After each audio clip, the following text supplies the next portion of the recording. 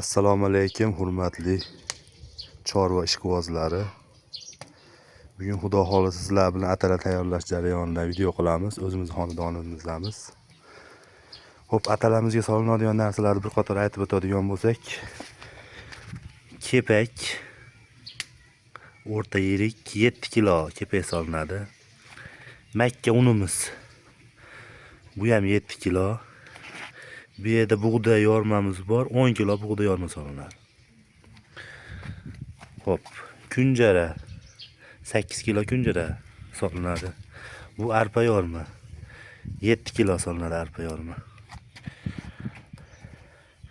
Shu 5 xil mahsulotdan chiroyli qilib qo'yiq shaklida, shavla shaklida atala tayyorlaymiz. O'ta yaxshi suvimizni qaynatib oldik, sizlarni vaqtlarda olib bo'lmaylik deb. Qozonda shu mahsulotlar solganda toshib ketmasligi uchun suvni ozroq qo'yganmiz. Suvimiz qaynash arafasida, qaynayapti ham pashti.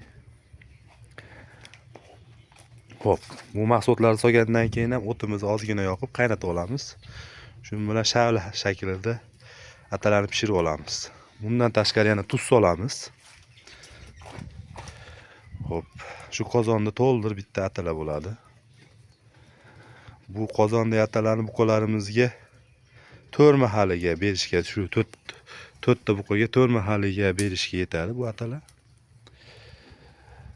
Xudo xolisa oxirida hisob kitobini ham qilib, qaysi mahsulot qancha kilo, narxi qancha, va bitta buqaga bir kunda qanchaga to'g'ri kelyapti yeyotgan mahsulot, shularni ham hisob kitob qilamiz sizlar bilan.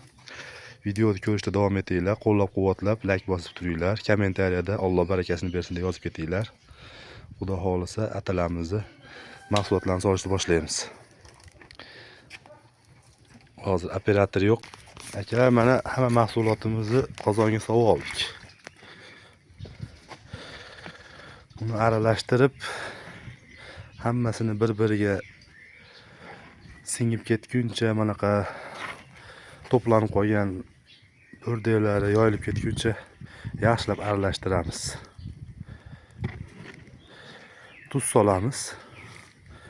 Shuni atalamiz bir qaynab chiqsa pishadi.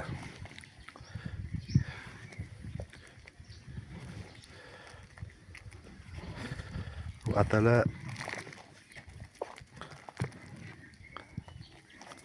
ho'l holatida, shu pishgan holatida bersak, buqalarga bir solishga 15-20 kilodan to'g'ri keladi. Biz buqalarimiz oxirgi bosqichida 2-3 oy bo'ldi baqib sotishimizga. Shuning uchun ko'p-ko'pdan beryapmiz buqalarga. Agar sizda buqani bahayotgan bo'lsangiz, boshlanishi bo'lsa, yeyishiga qarab ozroq berib turishingiz mumkin. Biz buqalarni shunga o'rganga ertalabda o'sha 15 kilolik paqirda bitta to'ldir ichadi. Kech paytda 15 kilolik paqirda bitta. Bir kuniga 30 litrdan to'g'ri keladi atalar. Atalarimiz mana ko'ryapsizlar, qo'yiq. Bu yana ham qo'yiladi hozir qaynaydigan bo'lsa. Bug'doy yormalar, boshqa makkalar, arpa yormalar ishib, atalarimiz qo'yiq holati yana keladi.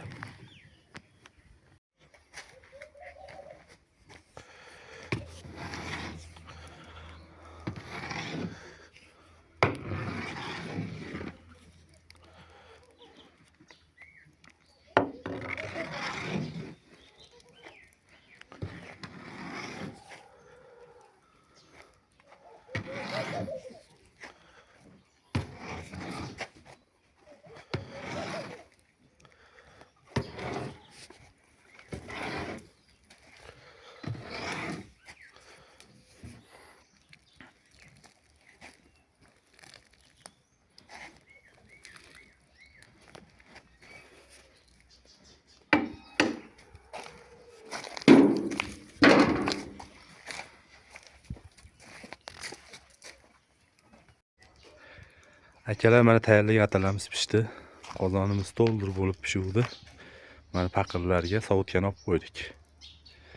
Sovug'ini xudo xolisa kechki paytda beramiz. Chiroyli holatda pishdi atalarimiz. E'tiborlaringiz uchun rahmat. Like bosib, qo'llab-quvvatlab turinglar.